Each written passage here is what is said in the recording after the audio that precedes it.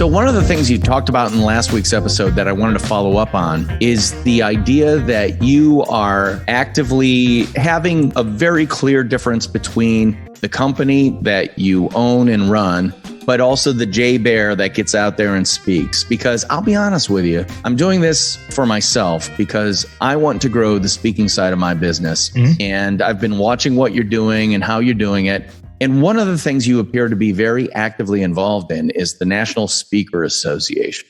Can you give me 30 seconds on why I should care and, more importantly, why I should join? You know, when I first started as a speaker 10 years ago, I went to a National Speakers Association event and realized there is a lot more to being a speaker than giving a speech. That the business of speaking is actually just as, if not more important, as the actual speaking part. And I also realized, DP, simultaneously, that of all the different worlds that I inhabit at some level, and it's lots because of the variety of clients that we serve in my company, of all of them, the single best community of professionals I have ever seen is the speaking community. Almost universally extraordinary in terms of their willingness to share information, take one another under their mutual wings and lift each other up. It truly is a rising tide lifts all ships environment. And some of my best friends in speaking are those that really brought me along when I was just a kid. I wasn't a kid. I was 40, but I certainly was a kid in terms of not knowing anything about the speaking business. So it just really is a shining light. And I've learned so much and continue to try and give back to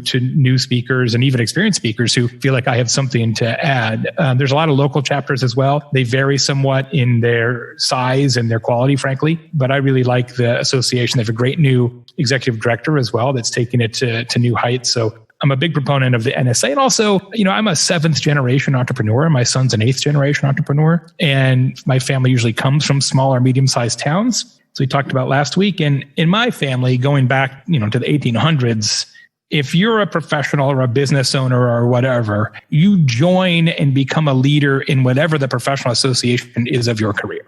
Like my grandfather owned a furniture store. He was the president of the Midwestern Furniture Retailers Association, right? My dad was an insurance company, was president of that association, right? And president of Rotary and president of the Chamber of Commerce. And that was just kind of how I was raised, that if you are a professional and you care about your craft, you put the time, money, and effort into whatever the association is that represents your craft. And so I just wouldn't have it any other way. Wow, you are hitting me between the eyes because I'm naturally a lone wolf, so I'm not inclined to join things. But everything you just said, I've heard from some of the members here in Madison, Wisconsin, where I live, that I guess one of the things I heard that I want to test with you is they said to me, you have to understand no one's in competition with you because everybody understands each one of us is unique. We have our own capabilities and styles and everything else. And consequently, no one's going to look at you and say, ooh, you're stealing my light or my thunder. Instead, they're going to say, hey, I can help you. Can you help me? Can we help each other? Can we help support everybody? I see you nodding your head. What are your thoughts on that? I'm not just saying this for effect. My best friends in the speaking business are the 4 or 5 people that I occasionally lose gigs to, and vice versa, because we have the most commonality of experience. Right. And in the National Speakers Association, the founder of the association 50 or 60 years ago now, I think, he once said the whole role of the association is to grow the pie, right? It's to grow the pie of speaking opportunities for the members, not for the members to compete against one another. So I know it seems like some sort of weird Pollyanna Atlantis where people are competitors but don't act like it, but it really is like that, generally speaking. Obviously, there's always outliers, but I have to tell you, having come from politics, my original career was politics, right? So having come from politics, which is by definition a zero-sum game, and then to end up in speaking, which is literally the exact opposite culturally, I thought it was fake. Like when I first got involved, I thought the whole thing like, okay, everybody's just putting on this act and then they're going to put a knife in my back. And I realized that, you know, after a couple of years, there were no knives. And I was like, this is unbelievable. How is this even possible in this day and age? And it continues to largely be the case culturally. And I think it's pretty special. This episode of the Nonfiction Brand podcast is brought to you by Culture Chicken Brand Egg. What's that? It's one of my most requested presentations, now available as in-person live or virtual online presentations. If you've got a group or association that loves presentations that inspire, inform, entertain, and get you going at the same time, we should talk. Head on over to dpknudten.com/speaking to download my full speaker media kit today. And let's start talking about how I can help you get your party started. Wow, you have made a very convincing argument there. And I especially like what you said about getting involved with whatever organizations or associations are associated with what you do, because I spent, a lot of Nonfiction Brand listeners already know this, I spent, 20 plus years as the creative director and copywriter at high performing agencies. My clients loved me, but no one outside the agency knew my name because I didn't go to Addy Awards. I didn't join any of those things because it always felt inauthentic to me. Yeah, be about the work. I get it. Right. And it was, my work speaks for myself. And guess what? That's not true. I always expected people would give me credit for the work I did. And then I realized down the road at a certain point, no, sometimes you have to go out there and reach for the credit you deserve by not being a narcissist, not getting out there and say, me, look at me, but at least saying, I'm sharing this with you. I know this, I'm sharing it with you. What's the takeaway from that? Thank you for this gift. Wow, you really know your stuff. And it's not me talking about how smart, good, or whatever I might be. It's about you saying, wow, you're smart and giving and sharing. And that's why I love having you on this podcast, Jay. You're just such a great example of that in action. Thanks. Well, the giving and sharing part makes all the difference. A lot of people feel, as you once felt, that they are inherently uncomfortable with promoting themselves because they don't want to sell or they don't like to promote. If you are giving away knowledge or inspiration or information or education or entertainment, you're not selling. Now, it has the same effect. I wrote a book called Utility, which continues to be a really popular book all about the notion that helping beats selling and how to do that in business. Probably a good read for this audience. My friend Rory Vaden, who is a spectacular speaker, also recently inducted into the Speaking Hall of Fame and is actually a great personal branding consultant, has a saying, and I don't know if it is his, but I learned it from him, which says, there's no need to be nervous when your heart is on service. And I think that is particularly applicable to personal branding. If you're going about it as, how many people can I help? And some of those people will then help me, then you got nothing to worry about. You don't need to feel like you're doing something distasteful or inappropriate because you simply aren't.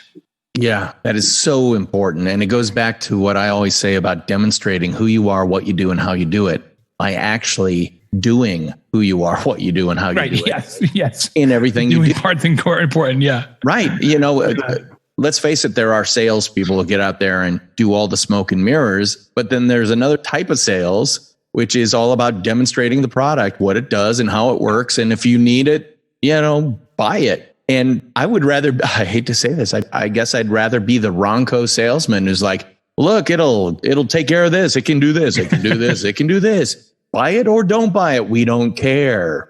Demonstrating who you are, what you do, and how you do it. Just tell me the truth. Yeah, exactly. Yeah. And I think being consistent, right? That's the challenge that a lot of people have. And I continue to struggle with this is consistency of application. My problem is that I'm interested in so many things that I tend to weaken my own personal brand by not staying in my lane. In fact, I was talking to one of my friends who's a speaker, and he's a very, very well-known customer service and customer experience speaker and author. His name is Shep Hyken, one of the most well-known customer service thought leaders in the world.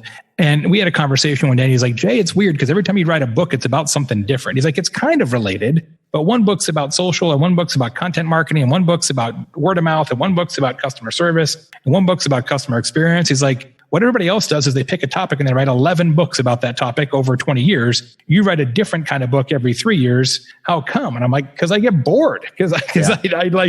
I'm interested in a lot of things, but from a personal brand standpoint, that can actually get to be a little bit problematic, which is one of the reasons why I try and stick to my knitting, no pun intended, with the suit thing, right? That I'm always wearing the plaid suit when I'm in public, because I know I can stay with that element. Now, that's a sort of, frivolity. It's just a window dressing. It doesn't really speak to my value as an expert, what have you, but people remember it. And the reason I started it wearing the plaid suits all the time was because I wanted meeting planners to have a story to tell other than just, he gave a speech was really good.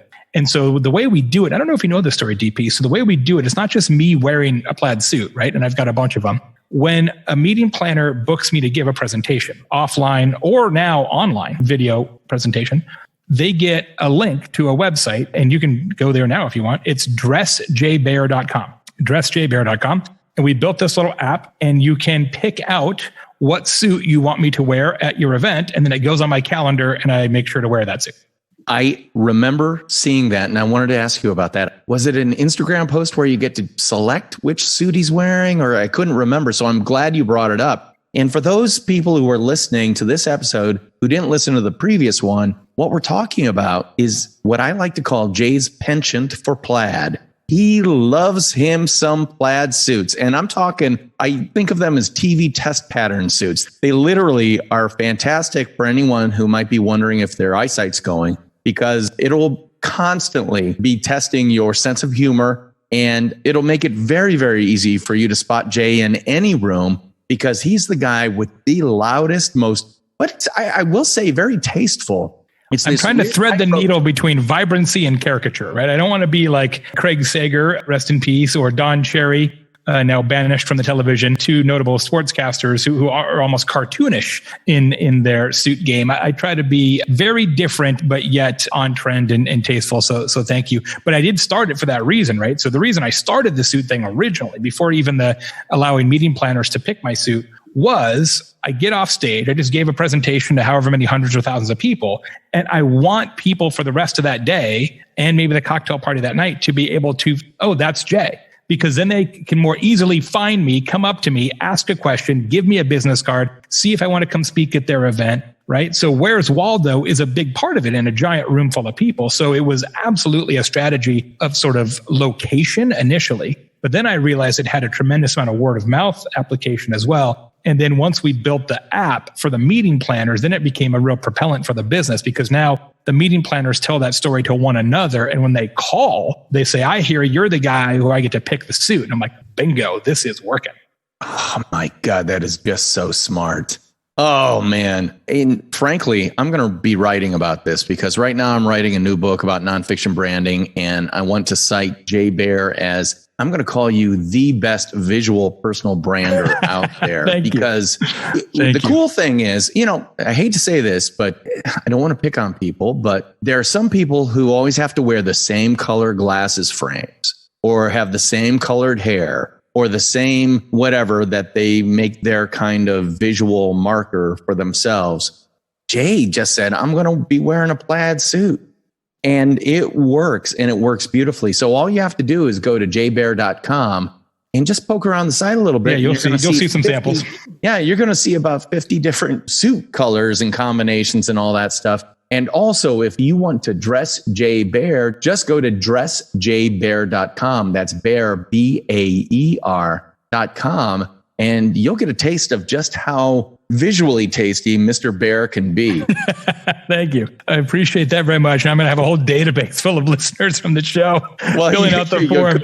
You just might. Yeah, it's like a tracking code. I like it. Right. And by the way, they might be booking you. So I hope that works out for you. Let's do it. I'm ready. Hey, nonfiction branders, did you know I wrote a book? Well, I did, and it's called Rotoma, the ROI of social media top of mind. I wrote it with my colleague Spencer X. Smith, and it's all about Rotoma, an acronym that means Return on Top of Mind Awareness. Best-selling author and NYU Stern School of Business professor Scott Galloway called it a book that starches the fluff from social media and helps managers allocate capital and find the unicorn among unicorns, ROI. And Chief Content Officer at Marketing Pro Rofs and Hanley said, this isn't just a practical way to think about the return on social media, it's also a spot-on, accurate way to reframe your social efforts. Check out all the 5-star reviews on Amazon by searching Rotoma, Rotoma. Pick up your copy today and start building your personal, professional, and small business brand the Rotoma way. I want to touch on one aspect of the whole plaid thing that you kind of referred to, but I want to tie it directly to your new book. Okay. Or the most recent book you've put out called Talk Triggers, because clearly your tonsorial choices, is that the right word? Or no, tonsorial is your hair. Well, sartorial, I think is the word. Yeah, sartorial. Yes. Your sartorial choices are very distinct and very worthy of discussion with other people, like, hey, did you see the suit Jay was wearing today?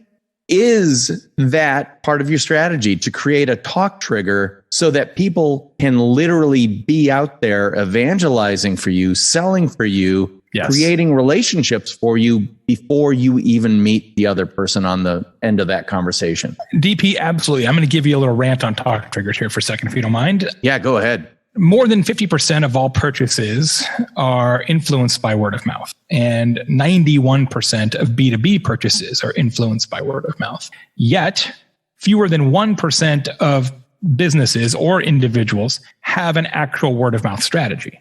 Now, doesn't that seem strange? It does. Here's why that's true. All of us take word of mouth for granted.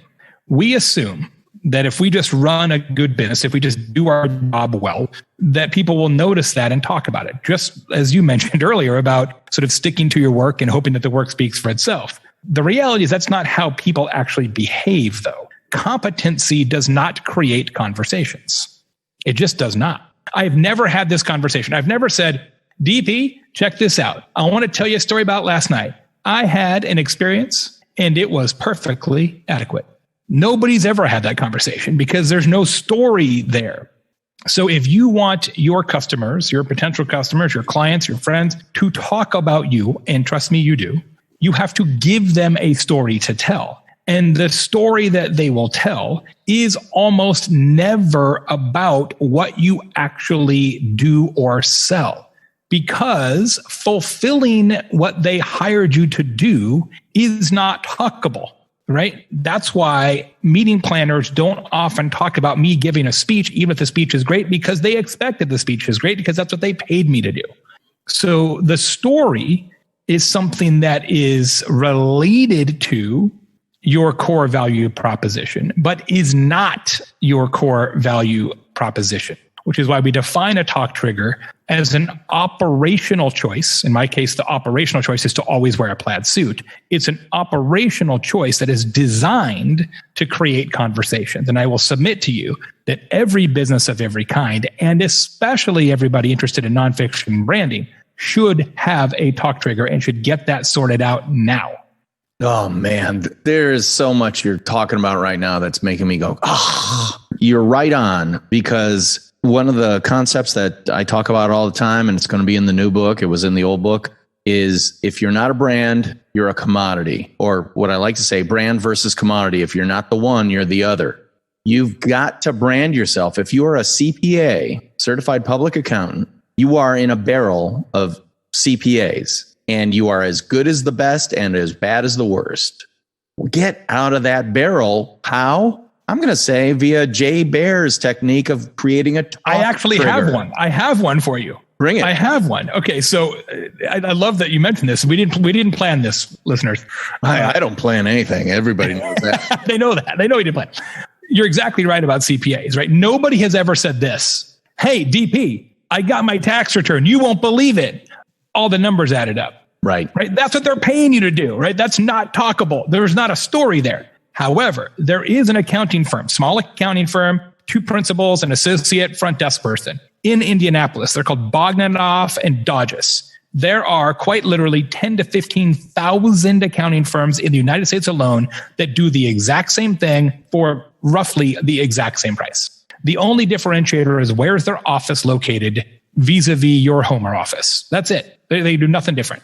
Except these guys have a talk trigger. Works like this. They answer every client call or email within 5 minutes every time. They have engineered the process in their organization so that somebody will get back to you within 5 minutes every time. Now, they are not my accountants. Maybe they should be. I've had a lot of accountants in my career. As far as I know, they were competent, but I don't tell stories about them. If my accountant called me back within 5 minutes every time, and he doesn't, would I tell a story about that? Hell yeah, I would. Yeah. All they did was make a choice. They just made a choice to stand out. And if you don't make the choice to stand out, then you can't be complaining about the fact that people don't notice you because you have chosen to not be noticed. Well, we're getting ready to wrap up this episode, but I'm telling you, Professor Baer has given us all a little bit of homework. And that is, what is your talk trigger? What thing that is outside your competence are you going to be known for, talked about for, recognized for, that can really project your personal brand into the stratosphere? I'm looking at what I'm doing going, God, what do I have a talk trigger? I have to think this through. Thanks, Jay. I've got some work to do now. TalkTriggers.com. All the stuff is there. You got all kinds of videos. We got discussion guides, infographics, research. There's a talk trigger for the book Talk Triggers. We didn't even talk about this. I should mention this just because it's relevant. Okay. It would be weird if I didn't have a talk trigger for a book about talk triggers. There's actually two. One, the cover of the book has alpacas on it and is also hot pink. So you don't see that very often. It's a pretty unusual cover to see it in a store. Second, however, on the back of the book, it says, and I quote, "If you do not love this book unconditionally, send an email to the authors at talktriggers.com, and they will buy you any other book of your choosing. Any book. You want a first edition Bible, whatever, we'll figure it out. That is 100% ironclad guarantee. We will do it. We have so far, in the many, many, many tens of thousands of books we have sold, we have given away 2 books. 2 people were not satisfied. You'll love this. One guy emails me and says, Jay, I didn't like the book. There weren't enough case studies. And I said, I'm sorry to hear that. I felt like the 32 case studies that were in the book were enough, but okay, not really sure what you wanted there. Fine. And he ended up wanting like some out of print COBOL book or something for like $150, which I thought was a little cheeky, but hey, we made the offer and stand by it. A while later, another guy emails and says, Jay, I didn't like the book.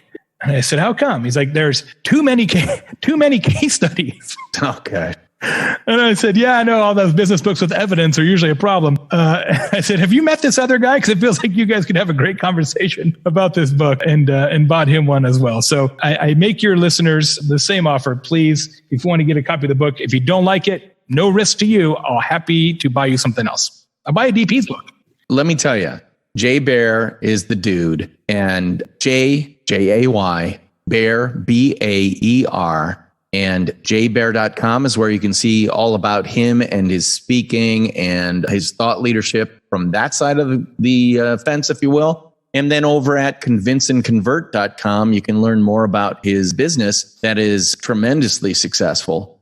Either way, you're going to get a taste of this guy, and he's a giver, man. He's a giver. You just heard it, talktriggers.com. It sounds like that's where I'm going to be going this weekend to get my talk trigger figured out. Hope you like alpacas. Oh, I do. Well, anyway, that's it for this week's edition of the Nonfiction Brand Podcast. I'm DP Knudten, and I want to remind you to like, subscribe, refer, and review the podcast because that is the best way for people to find out about it. But really, I want to thank Jay Baer for being here. So again, for the Nonfiction Brand Podcast, I'm DP Knudten, and he is Jay Baer. And I'll be talking at you next week. Bye-bye.